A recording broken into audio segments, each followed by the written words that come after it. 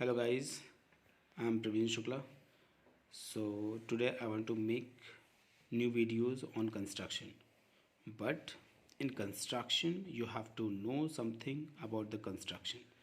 So I'm making this video on Hindi, so please try to understand, okay?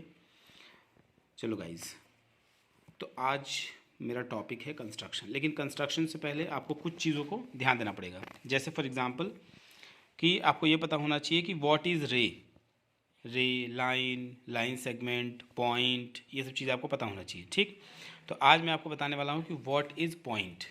Point से start करेंगे, point, रे, line और line segment. ठीक, फिर उससे हम बनाएंगे एंगल, फिर उसके बाद में आएंगे हम ट्रायंगल पे। ठीक, रेडी, चलो। सो पॉइंट, देखो बच्चों, पॉइंट का मतलब होता है, इसको हम बोलते हैं पॉइंट। पॉइंट को बेसिकली डिनोट करते हैं डेसिमल पॉइंट से। डेसिमल मतलब ये, इसको डेसिमल मैथ्स में बोलते हैं, लेकिन अलजेब्रिक में बोलते हैं। लेकिन यहाँ पे क्या है, ये पॉइंट है, इसको हम क्या बोलते हैं, पॉइंट। ठीक है, पॉइंट, इसको हम डॉट से डिनोट करते हैं। इसको बोलते हैं बेसिकली, इसको बोलते क्या है, डॉट। क्या बोलते हैं इसको, डॉट बोलते हैं। क्लियर। बट पॉइंट, आपको एक बात पता होना चाहिए कि पॉइंट जो होती है वो क्या होती है, एक पॉइंट से। ठीक है, मतलब ये डेफिनेट होती है, मतलब ये एक सिर्फ पॉइंट होती है। ये सब चीज़ें आपको पता होना चाहिए। ठीक है, तो पॉइंट से हम क्या करते हैं, रे, लाइन सेगमेंट, ये सब इसे ड्रॉ करते हैं। ठीक है, तो पॉइंट के बारे में सिर्फ आपको ये पता होना चाहिए कि पॉइंट को हम लोग बेसिकली डॉट से डिनोट करते हैं। डॉट से क्या करते हैं, डिनोट करते हैं। जैसे मैंने यहाँ लिख दिया पी, डॉट पी, तो इसको हम बोलेंगे क्या, पॉइंट पी। क्या बोलेंगे इसको हम, पॉइंट पी। ठीक, ये हो गया पॉइंट पी। कोई डाउट्स में। फिर उसके बाद में एक आता है दूसरा पॉइंट, मतलब दूसरी चीज़ आती है इसमें, वो आती है क्या, पॉइंट हो गया। पॉइंट के बाद एक आता है आपका रे। क्या आता है बेटा, रे। रे को बेसिकली ध्यान दो कि रे को हम क्या बोलते हैं, एक पॉइंट लगता है इसमें। ठीक है, रे में क्या होता है, एक पॉइंट होता है। और पॉइंट के बाद जो ये पॉइंट, ये जो लाइन जा रहा है, ये लाइन जो जा रहा है, यहाँ पर एक जो है क्या होता है, एरो होता है। क्या होता है, एक एरो। और ये एरो मतलब क्या होता है, यहाँ से इस लाइन को, इस रे को, जहाँ पे एरो लगा हुआ है, इस एरो को आप कहीं भी आगे तक इनफाइनाइट, इनफाइनाइट मतलब कितने भी दूर इसको तुम लेके जा सकते हो। ठीक है, रे का बस एक ही पॉइंट, मतलब एक ही यस, पॉइंट निकलेगी। ठीक, ये समझाया कि नहीं आया। इनफाइनाइट और जैसे। ये जो क्या है, यहाँ से ये स्टॉप हो गया है, यहाँ से इसका क्या हो गया, ये यहाँ से ये पीछे की तरफ नहीं जा सकता। क्यों नहीं जा सकता, कि यहाँ पे क्या हो गया, पॉइंट लग गया है। लेकिन यहाँ पे सिर्फ क्या है, एरो है, और ये एरो आगे तक इनफाइनाइट तक जा सकता है। मतलब यहाँ से जो वैल्यू बनेगी वो क्या बनेगी, इनफाइनाइट। क्या बनेगी, इनफाइनाइट। लेकिन यहाँ से क्या हो गया, ये फाइनाइट हो गया। फाइनाइट मतलब हो गया कि अब इसके आगे नहीं जा सकता। क्लियर, इसके आगे नहीं जा सकता। क्लियर। ये डेफिनेट शेप होता है कि इनडेफिनेट शेप होता है, तो ये होता है इनडेफिनेट शेप, क्योंकि यहाँ से तो आगे बढ़ रहा है ना, तो इसीलिए ये क्या हो जाएगा, इनडेफिनेट शेप। कोई डाउट यहाँ तक। उसके बाद में रे हो गया। रे के बाद क्या आता है बच्चा, रे के बाद हमारा आता है, उसको बोलते हैं लाइन। क्या बोलते हैं इसको, लाइन। लाइन का मतलब क्या होता है, जैसे मान लो, अच्छा एक छोटी सी चीज़ है कि रे में बतानी है। जैसे मान लो यहाँ पे एक पी है और यहाँ पे क्या है, क्यू है। बात में इसमें है, तो इस पी और क्यू में क्या होगा, इसको अगर आप रे के थ्रू अगर आप मेंशन करोगे तो इसको होगा पी क्यू, और ऊपर क्या लग जाएगा, ऐसे एरो लग जाएगा। मतलब ये इसको बोलेंगे रे,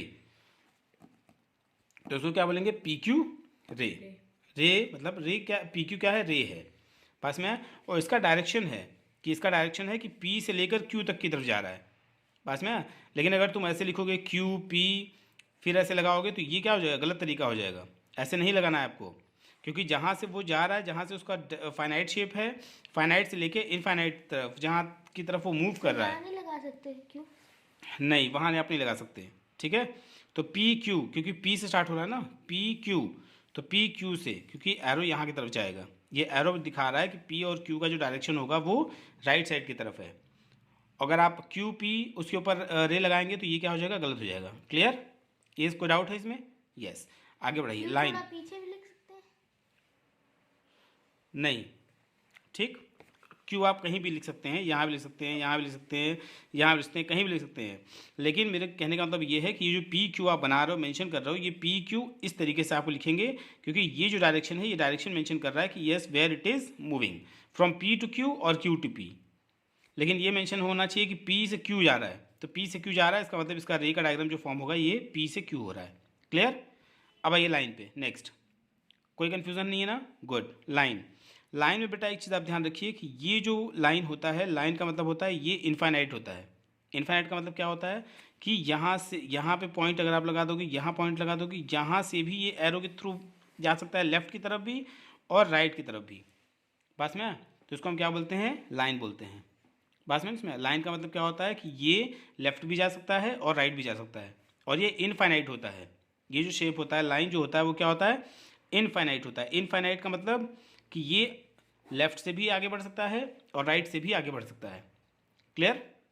यहाँ पे जैसे मान लीजिए मैंने लिख दिया ए बी, तो ए बी का क्या मतलब हो गया कि जब आप इसको मेंशन करोगे, ए बी को ऐसे लिखोगे आप, तो लिखोगे ए बी और ऊपर क्या लगाओगे? इस तरीके से आप लगाओगे, तो इसको बोलेंगे ए बी क्या है? लाइन है। ए बी क्या है? लाइन है। कोई कन्फ्यूज़न? यस। और नेक्स्ट हमारी है, नेक्स्ट पॉइंट हमारी है लाइन सेगमेंट। क्या है बेटा? Line segment. और लाइन सेगमेंट का मतलब क्या होता है? ध्यान दीजिए, लाइन सेगमेंट का मतलब होता है कि दोनों तरफ से क्या होता है? पॉइंट से लगा होता है। बात में इसमें ये देखिए, दोनों तरफ से क्या है? पॉइंट से लगा हुआ है। और जो दोनों तरफ जो पॉइंट से लगा हुआ है, इसका मतलब होता है कि ये फाइनाइट है। फाइनाइट मतलब अब इसके आगे ये स्टॉप नहीं हो सकता, ये फिक्स्ड होता है। ये क्या होता है? फिक्स्ड होता है। क्लियर?